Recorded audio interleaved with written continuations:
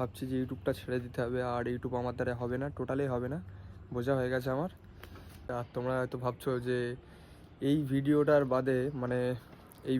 বাদে মানে অন্য একটা ভিডিও আসার কথা ছিল ইউটিউবে, রিভিল ভিডিও আসার কথা ছিল, কিন্তু অ্যান্ড সব কিছুই তো আমার ক্ষতি করছে। ফোন ক্ষতি করলো, ক্যামেরা ক্ষতি করছে, অ্যান্ড এবার তো গাইস আশা করি তোমরা ভালো আছো, অ্যান্ড আমি ভালো নেই, এটার বিষয়ে পরে বলি। অ্যান্ড তোমরা এতক্ষণে হয়তো টাইটেল অ্যান্ড টেলার বাগাড়া কিংবা থাম্বনেল বাগাড়া দেখে হয়তো বুঝতে পেরেছো যে আজকের ভিডিওর টপিকটা একটু অন্যরকম হতে চলেছে। আর তোমরা হয়তো ভাবছো যে এই ভিডিওটা বাদে মানে অন্য একটা ভিডিও আসার কথা ছিল ইউটিউবে, রিভিল ভিডিও আসার কথা ছিল, কিন্তু রিভিল ভিডিও বাদে এই ভিডিওটা কেন আগে পোস্ট হচ্ছে।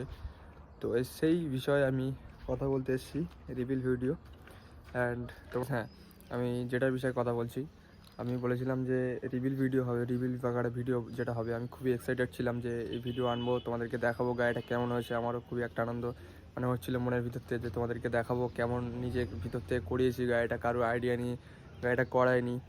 তো কেমন হয়েছে তোমরা কমেন্ট করেও বলবে, নিজের মধ্যে একটা ভালোও লাগবে। তো সেই ক্ষেত্রে আমি খুবই এক্সাইটেড ছিলাম, এর আগের ভিডিও তোমাদেরকে বলেছিলাম। আর আমি ভিডিও বাগাড়া সব কিছু কমপ্লিট করেছি গাইস, ভিডিও করলাম কত কষ্ট করে ভাই, শ্যুট বাগাড়া করলাম। আর এমন একটা জায়গায় শ্যুট করেছি, বারবার শ্যুট করতে হয়েছে, শ্যুট ক্যান্সেল হয়েছে, আবার শ্যুট করতে হয়েছে, এরকম করে প্রায় 1-1.5 ঘন্টা ধরে ওখানে টাইম চলে গেছে। তো অনেক কষ্ট করে ভিডিওটা করলাম। আর ভিডিও গাইস করার পরে বাড়ি এসে ভাই যখন এই যে ভাই দেখাচ্ছি, তোমাদেরকে দেখাচ্ছি গাইস, দেখতে পাচ্ছ এটা কি দেখতে পাচ্ছ? এই দেখো, এই গোপ্রো ভাই আমাকে শেষ করছে ভাই। গোপ্রোর কোনো দোষ দিয়ে লাভ নেই ভাই, এই মাইকটা ভাই, ভাই কী কোম্পানি কী মাইক তৈরি করছে আমার তো ভাই গাইস মাথায় ঢুকছে না গাইস। এই মাইক করে দেখাচ্ছে ভাই, সাউন্ড দেখলে এর মানে মাথা নষ্ট হয়ে যাবে। প্রথম গাইস এত সুন্দর সাউন্ড দিয়েছে, তারপরে হঠাৎ মাঝে মাঝে সাউন্ড নিচ্ছে, মাঝে মাঝে সাউন্ড নিচ্ছে না। আমি মনে করছি গাইস এইটা খারাপ হয়ে গেছে, কিন্তু না, এটা ভাই এটাও চেঞ্জ করা, এটা একটা বন্ধুর কাছে থেকে নেওয়া, ঠিক আছে। আমারটা বন্ধুর কাছে দেওয়া আছে, বন্ধু দিব্যু চালাচ্ছে, বন্ধুর মালটা আমি নিয়ে চালাচ্ছি, ভালো চলছে।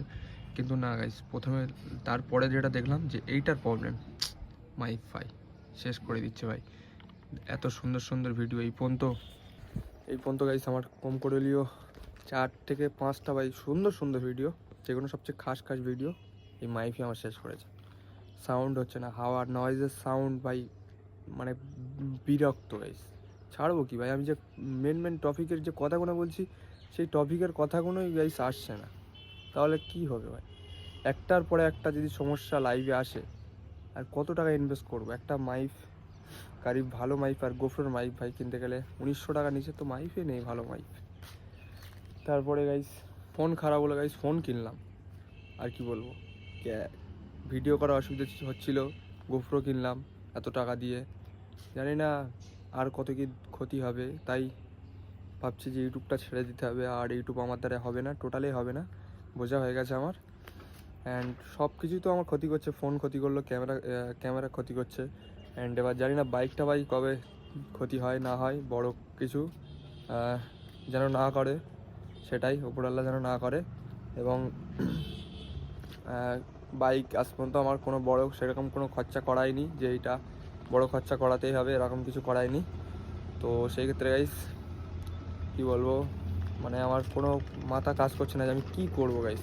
লাইফে একটার পর একটা প্রবলেম আসলে আমি কিভাবে দাঁড়াবো, এবং সেরকম কিছু ইনকামও আসে না যে গাইস আমি মানে একটা খারাপ হচ্ছে চেঞ্জ করে নেবো, হয়ে যাবে, সে বিষয়টা আলাদা গাইস, কোনো মানে নেই।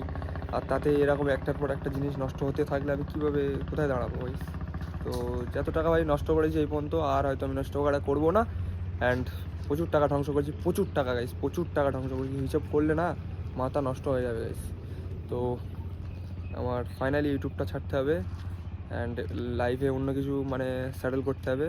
তো গাইস চলো কী করবো, ভিডিওটা এই পর্যন্ত ছিল। আর ভিডিওর মানে আমি এও দেইনি যে ব্যাক টু মেনশন, এটাও দেইনি গাইস, মানে আমার মনটা এতটাই খারাপ গাইস, ঠিক আছে। তো ভিডিওটা এই পর্যন্ত ছিল। আর মানে কী বলবো, চ্যানেলটা সাবস্ক্রাইবও করতে হবে না তোমাদেরকে, আর যারা সাবস্ক্রাইব করে রেখেছো তারা মানে চাইলে আনসাবস্ক্রাইবও করে দিতে পারো। আর লাইক কিছু করতে হবে না, শুধু কমেন্ট করো, আর কিছু করতে হবে না। আর যদি বেঁচে থাকি, যদি আবার মনের থেকে যদি মানে মোটিভেট যদি আসে তাহলে আবার ইউটিউবে হয়তো কামব্যাক করবো।